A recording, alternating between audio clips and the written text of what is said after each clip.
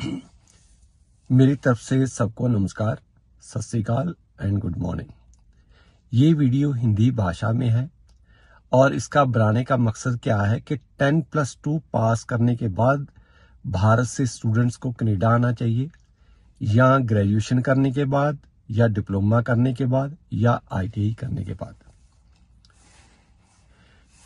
देखो, जो पहले स्टूडेंट आ चुके हैं, आपने सुन ही लिया होगा, लगभग भी 11,000 स्टूडेंट को तो पोस्ट ग्रेजुएट वर्क परमिट ही नहीं मिला। उन्होंने बेचारों ने गरीबी के अंदर या घर वालों की मजबूरी की वजह से 40-40 हज़ार डॉलर के LMIA खरीदे, फिर वो काम करने पे लगे हैं। अराउंड 800 स्टूडेंट को डिपोर्ट किया गया क्योंकि उन्होंने बोगस सर्टिफिकेट अपने एडमिशन के टाइम पर लगा लिए। बहुत सारे स्टूडेंट आकर अपनी जिस कॉलेज में दाखला लिया था वहां पे नहीं गए, वहां से जंप करके और किसी कॉलेज में चले गए। तो सरकार का नुकसान क्या होता है कि वो सीट सारा साल खाली जाती है, उसके ऊपर कोई एडमिशन नहीं हो सकता है, तो सरकार का नुकसान हुआ। उसके बाद में बहुत सारे स्टूडेंट ऐसे आए जिन्होंने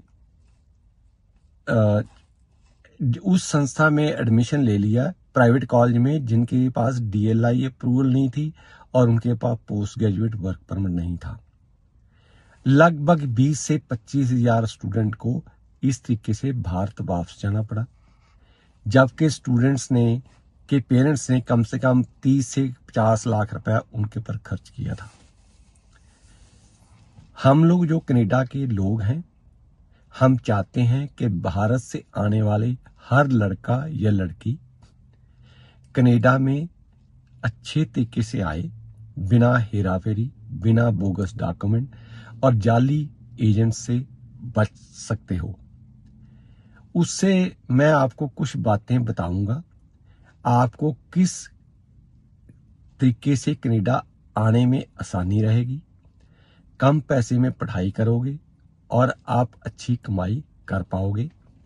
सुन लोगे, आपका लाभ है, नुकसान आपका होने वाला है।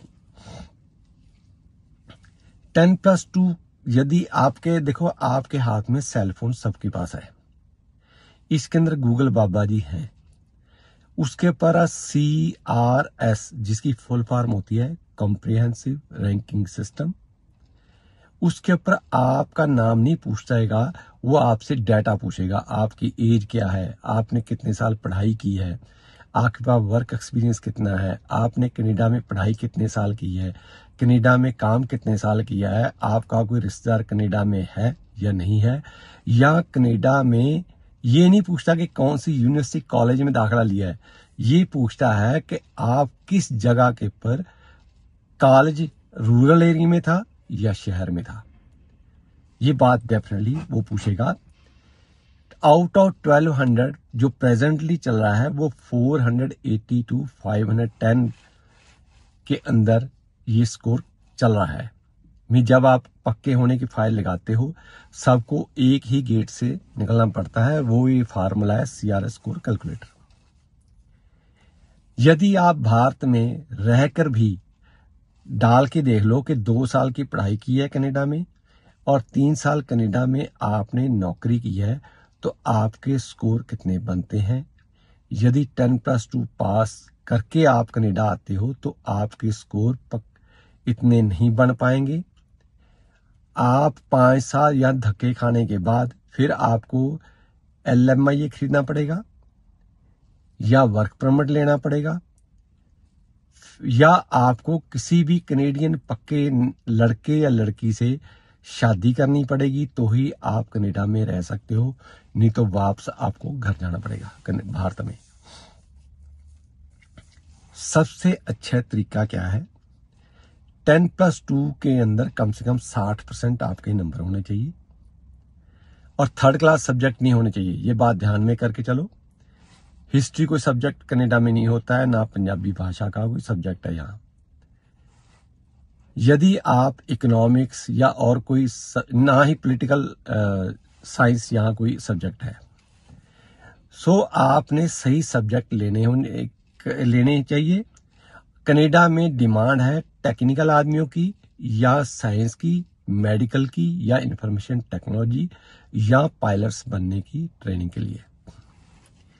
सो अगर आप 10+2 के बाद में कनाडा आना चाहते हो तो आप अपने पैसे खराब करने जा रहे हो।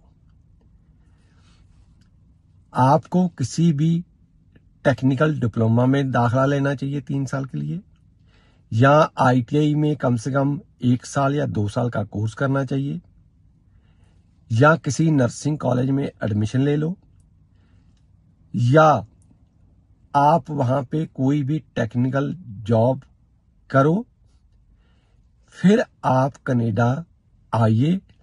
आप कनाडा में एक तो अच्छी तनख्वाह ले पाओगे जो आपको पोस्ट ग्रेजुएट वर्क परमिट में मिलता है। दाखला लेने से पहले 5 चीजें सोचो। कनाडा के कानून चेंज हो चुके हैं। कनाडा की 10 प्रोविंसेस हैं। कुछ प्रोविंसेस में पक्के होना बहुत आसान है और 2 साल के बाद ही आप फाइल लगा सकते हो। कुछ स्टेटों के अंदर 5 साल के बाद फाइल लगा सकते हो। शहर में आप एडमिशन लोगे तो आपको एक्स्ट्रा नंबर नहीं मिलते हैं, आपका CR स्कोर डाउन रहेगा। जो कॉलेज रूरल एरिया में पढ़ते हैं या जो बड़े शहरों से दूर हैं, वहां पे आपको 20 से 25 नंबर ज्यादा मिलते हैं। फ्यूचर का ध्यान में रखते हुए देखो, आप भारत की तरह मत सोचो। भारत की इकोनॉमी एक डिफरेंट टाइप की है, कनाडा की इकोनॉमी एक डिफरेंट टाइप की है। कनाडा में रूल ऑफ लॉ है, यहाँ ना रिश्वत है, ना हेरा फेरी है, ना सिफारिश है। यदि सरकार की हर साल लिस्ट आती है, यदि आप उस लिस्ट के अंदर कोई कोर्स करोगे तो आप यहाँ पे पक्के हो जाओगे, नहीं तो वापस घर तो चले ही जाओगे। ये बातें आपको ध्यान में रखनी चाहिए। मेरा कहने का मतलब ये है 10+2 के बाद में कनाडा आकर पक्के होना बहुत मुश्किल हो चुका है। आप कोई ना कोई 1 साल का, 2 साल का या 3 साल का कोर्स करके आइए ताकि आप कनाडा में पक्के हो सकते हो।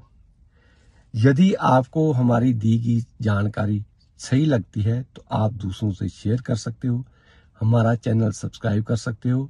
Thank you very much. Please stay connected with us.